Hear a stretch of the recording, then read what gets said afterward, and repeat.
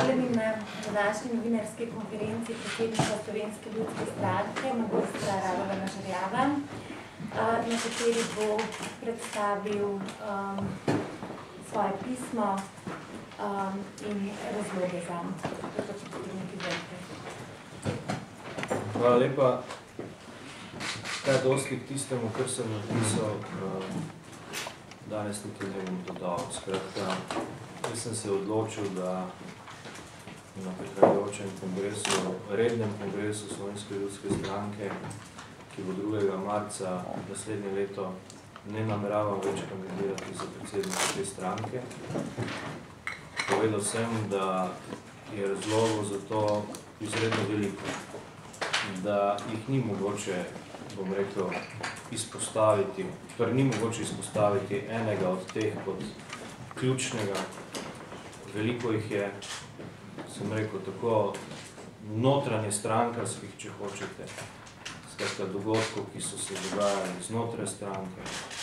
Veliko jih je takih, ki se dogajajo dnevno v tem žal našem političnem prostoru, takšnem, kakršnem je, ki pravzaprav ničesar ni mogoče storiti, ko se vse blokira.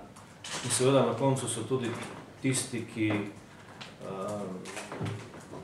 o katerih potem na koncu najbolj seveda presojaš, najbolj senzibilno, to so tisti osebni, družinski, če hočete.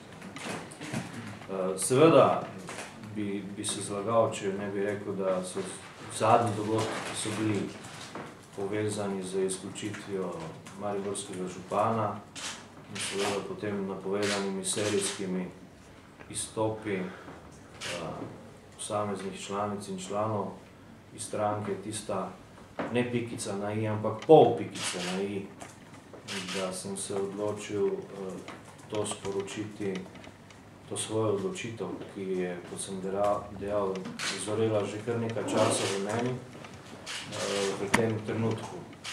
Jaz sem bil odločen za to potezo že takrat, ko sem predlagal izvršilnemu odboru in glavnemu odboru sam datum, termin rednega volilnega kongresa.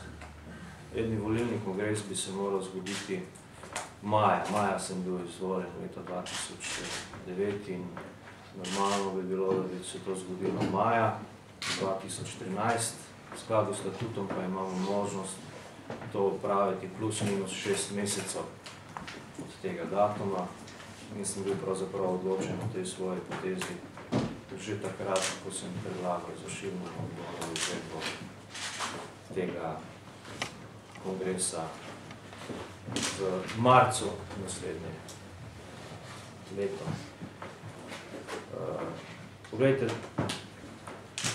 sam sem poskušal v tej stranki pač vzpostaviti neko drugačno politiko, neko politiko, ki bi se razlikovala od drugih strank.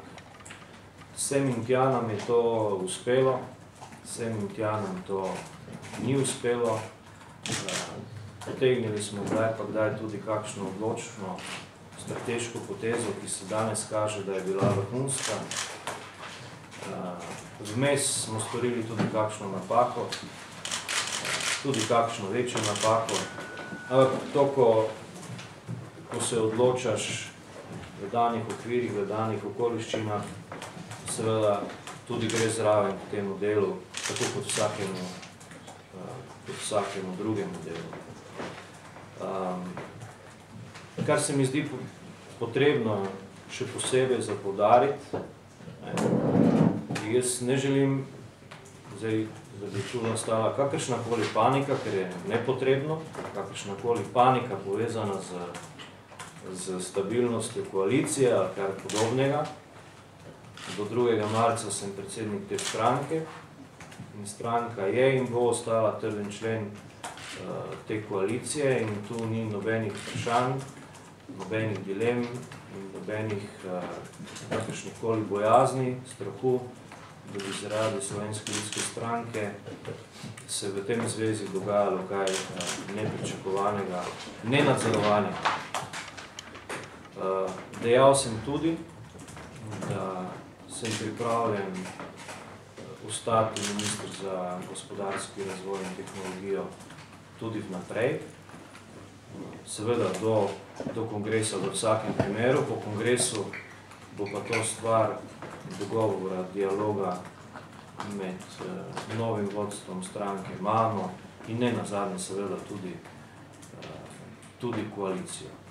V vsakem primeru, če bi v tem prišlo do odločitve v moji zamenjavi, oziroma da je potrebno tu narediti kakršnokoli spremembo, se naj to zgodi na nadzorovan način, kontrolirano, da ne bi to zadevo prišlo do kakršnikoli zastojev ali pa problemov. Skratka, stranka, kar se tiče stranke. Kot sem dejal, smo zastavili eno svojo pot, eno svojo razmišljanje. Večkrat sem dejal, da razmišljam za svojo glavo. Velikokrat to mnogim ni bilo pogodno. Spomnili se boste, ko smo podprli pokojninsko reformo, so nas tiščali v vlado, nas ozmerjali z udbo mafijo in ne vem s čem vsem. Ko smo se priključili desni vladi, pa smo bili SDS-ov satelit. Tako, vedno znova so nas poskušali, zdaj so to strici, ali kdorkoli že so, ne, niti ni pomembno, postavljati, predalčkati v eno ali v drugo smer, to, kar meni nikakor ni bilo všeč in pravzaprav gre na živce v Sloveniji to predalčkanje na eno in na drugo stran. Kot sem dejal, razmišljali smo za svojo glavo, peljali neko svojo politiko po neki svoji logiki in to bo stranka počela tudi naprej. Jaz se ne strinjam, čital sem zdaj že nekaj komentarjev, zdaj bo pa konec za Slovensko ljudsko stranko. Ne bo konec za Slovensko ljudsko stranko. Ob meni je bilo veliko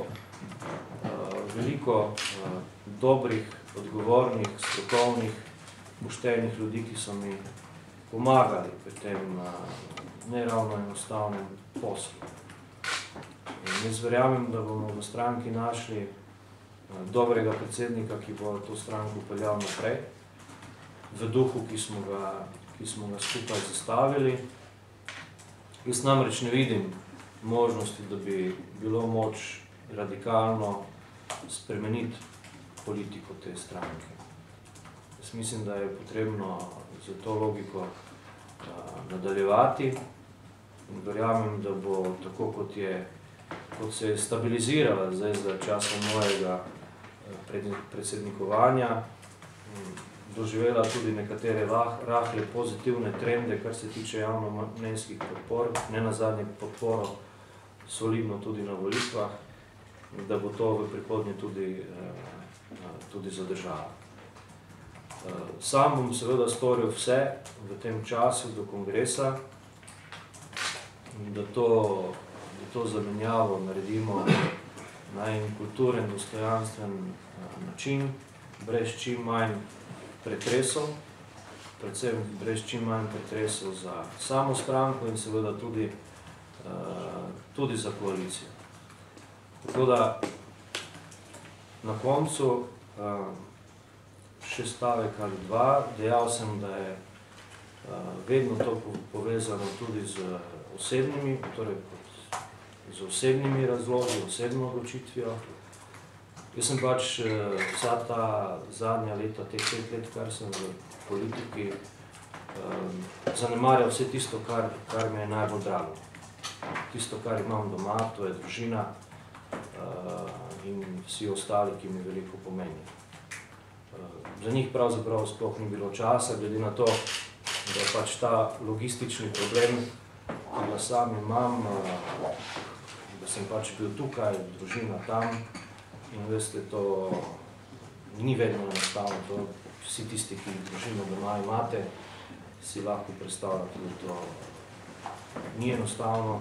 In na koncu seveda, ko potegneš pod črto, se postavi kar nekaj vprašanj.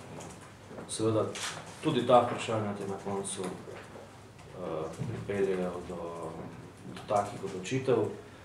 Glejte, taka odločitev ni enostavna. In ne moreš sprejeti kar tako čez noč. Kot sem vam pa povedal, pa sem seveda dobro pretehtal vse okoliščine, razmišljal o vseh posledicah, ki so mogoče, in na koncu storil to, kar sem storil. Glede na to, da bom še nekaj časa seveda v funkciji predsednika in ne nazadnje tudi ministra, ne bom zdaj se zahvaljeval vam novinarjem za dobro sodelovanje, to bomo storili enkrat drugič. Toliko za uvod.